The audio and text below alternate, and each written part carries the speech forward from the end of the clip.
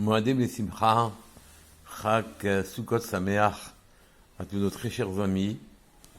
On n'est pas loin de Shana Rava, Simchat Torah, Shmini Atzeret, et on vit dans les Sukkot depuis quelques jours déjà. En fait, qu'est-ce que ceci signifie? Ceci signifie, on vient de Rosh Hashanah, de Kippour, de très haute élévation, et voilà que maintenant on coupe des branches, on les met sur des piliers, on fixe des brides en plastique, on fixe des ficelles, et nos tâches deviennent très matérielles, très basiques, très frustres. Quelle est la signification de la soukha? Rabbi Akiva et Rabbi Eliezer se disputent sur cette définition, la définition de la soukha. Rabbi Akiva dit que ce sont des soukot mamash, des cabanes, et Rabbi Eliezer, lui, il dit qu'il s'agissait des Hanoner Kavod. Et alors que d'habitude, la halakha comme Rabbi Akiva ici, pour le tour au moins, pour le Mechaber, elle est comme Rabbi Eliezer. C'est-à-dire que quand on rentre dans nos soukot à nous en cabane, en vérité, l'intention qu'on doit avoir, c'est qu'elles sont en train de figurer les Hanoner Kavod. Qu'est-ce que cela signifie? On dit que dans le désert, les Bnei Israël ne voyaient pas le soleil. Un nuage, un brouillard épais, les protégeait de la chaleur du soleil. Et d'ailleurs, ils vivaient dans plusieurs nuées d'Hachem.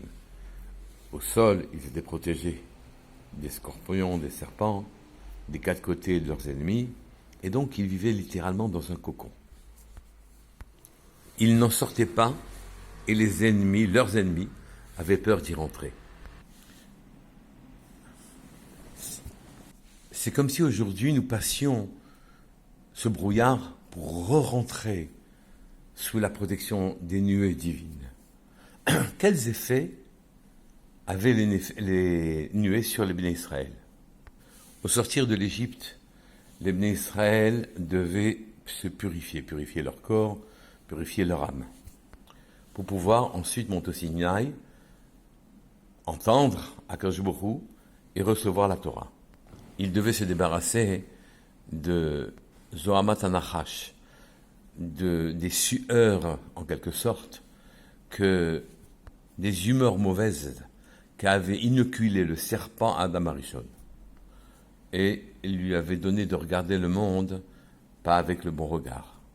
Nos habitudes de vie nous conduisent à la rationalité, mais au-delà de ça, nous sommes à l'écoute de notre corps, de tous ses appétits, et nous sommes très très loin de donner une place à notre dimension spirituelle, à notre nefesh, ruach ou neshama, et encore moins une place à Akadosh Baruch Hu, qui lui a créé le monde et nous a créé à nous. Eh bien, ces nuées nous lavaient littéralement, à telle enseigne que nos habits ne se salissaient pas, grandissaient avec nous, et que tout ce qui avait fait défaut à Adam Arishon après sa faute, finalement, nous avait ramené dans un niveau où on pouvait vivre au Gan Eden avec Akadosh Baruch Hu. On dit que les habits du Gaon de Vilna étaient toujours propres. Celle qui lui lavait les habits disait qu'il les donnait à laver, mais ils étaient propres. Pas de sueur, pas d'humeur.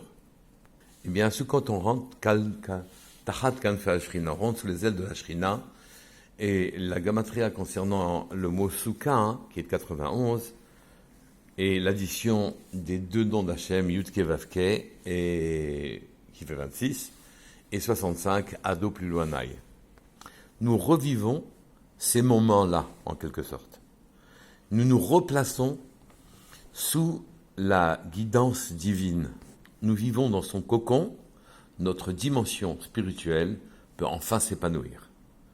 C'est l'enjeu de la fête de Sukkot, et c'est la raison pour laquelle nous rentrons dans notre soukha. Et tous les plaisirs qui normalement nous lient au sol, nous promener, manger, boire, dormir, et autres, en les plaçant sous la soukha, dans le cocon, nous les ramenons à Hachem, et ils n'ont plus l'effet pervers qu'ils ont d'habitude en ce qui nous concerne, de nous lier au rationnel et à notre dimension matérielle.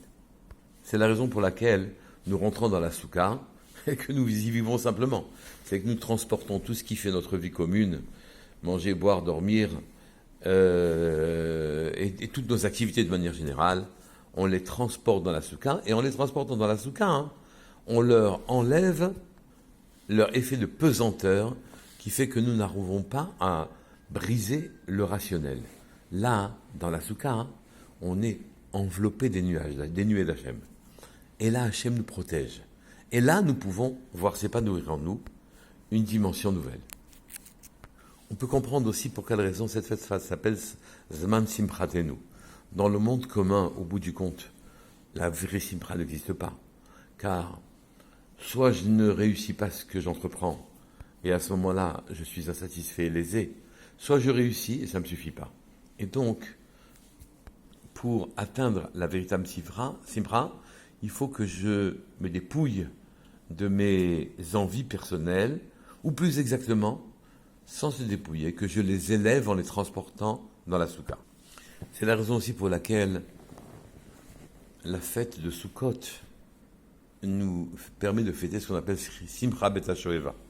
On va puiser de l'eau, mais à Shiloach, pour l'amener au Beit HaMikdash. Cette eau que l'on puise, une onde pure, préfigure le Ruach HaKodesh que l'on peut avoir quand on quitte nos dispositions matérielles pour pouvoir en arriver à notre dimension spirituelle. La véritable Simcha est alors à notre portée. Mais comment parvenir à cette sérénité? La solution, justement, elle vient dans le fait que le Chumash parle, avant même qu'on ait la mitzvah d'installer des soukhot au sortir de Rosh Hashanah et de Kippour, elle nous amène une notion de soukha. Yaakov Avinu, quand il s'est débarrassé de Esav, son frère, qui était dangereux pour lui, aussi bien sur le plan matériel que sur le plan spirituel, eh bien, il lui a fait des cadeaux, et une fois qu'il a fait des cadeaux, et qu'il y a eu un peu de paix entre eux, il s'est dirigé, dit le Chumash, Sukkota, vers une ville qui s'appellerait Soukha, ou Sukkota. On sait aussi dans la Gemara Yoma Daf Samer Zayin que c'est lui qui a emmené le Seir HaMishtaler, le bouc émissaire, et qu'il faisait tomber dans un ravin, quand il revenait, que donc les bénis d'Israël, finalement, lavaient tous leurs péchés, avaient sur le trajet retour des Sukkot, Soukha, et là-bas, on lui faisait des présents, on lui donnait Maïm ou Mazon, de l'eau et de quoi se rassasier. Quel rapport y a-t-il entre les cadeaux que Yaakov a fait et le fait qu'effectivement on a envoyé Seir l'Azazel, le bouc émissaire sur lequel va se focaliser le Satan et laisser tranquille les bénis d'Israël? Quel rapport y a-t-il avec les Sukkot, d'une manière générale? Eh bien, je voudrais vous citer l'esprit d'une halakha qui a été donné par le Tiferet Shlomo. On dit que Mishahaya Rosho Vero Basuka Veshulchano B'Dochabait, alors à ce moment-là, il n'est pas yotzé de la soukha, de la mitzvah. Celui qui aurait la majeure partie de son corps et sa tête dans une soukha, mais sa table serait en dehors de la soukha, ne serait pas quitte de la mitzvah de soukha, ne serait pas quitté. En fait, nous ne pouvons pas nous débarrasser de notre dimension matérielle d'une manière facile. D'ailleurs, nous n'avons pas à nous en débarrasser, nous devons l'apprivoiser. La table doit être dans la soukha elle aussi. Or, la table, ce sont des moments importants pour la plupart de l'humanité. Pour se débarrasser de son Yetzer Hara, de son attache profonde à la matérialité, et garder une ouverture, un point d'ouverture vers sa propre spiritualité, un point d'échec à la rationalité en quelque sorte, on est obligé de faire des cadeaux à la matérialité. On transporte la table dans la soukha, qui préfigure les nuées dans lesquelles vivaient les bénis d'Israël. Yaakov Avinu, une fois qu'il a fait ses cadeaux à Esav pour le calmer, en quelque sorte, alors à ce moment-là, il a pu cheminer vers Sukkota. Celui qui a fait précipiter le bouc émissaire dans le fossé, de façon à libérer les bénis d'Israël, donner sa part au Satan et libérer les bénis d'Israël, une fois qu'il a été libéré de ce poids-là, alors il peut aller de soukha en soukha prendre les véritables nourritures célestes et de l'eau pour monter. Nous pouvons passer le brouillard et rentrer dans le cocon. Une condition, oui, avoir l'intention de faire que notre matérialité désormais prenne une mesure et qu'elle soit élevée pour Akadosh Baruch Hu, c'est-à-dire considérer qu'il faille nous nourrir sur le plan physique, mental, de façon à ce que, dans la mesure et de façon à ce que nous maintenions notre luminion sur Terre, mais qu'il reste à l'état de luminion, qu'il soit capable de nous offrir notre ouverture. On dédie en quelque sorte cette nourriture on la mange dans le brouillard d'Hachem. Et quelques instants et quelques jours, on n'est plus sur Terre. On abandonne toute ambition, tout appétit, et nos appétits à nous, à ce moment-là, seront corrigés suffisamment pour nous donner une véritable dimension, pour monter dans les sphères célestes. Shabbat Shalom Mevorach Kol Tov.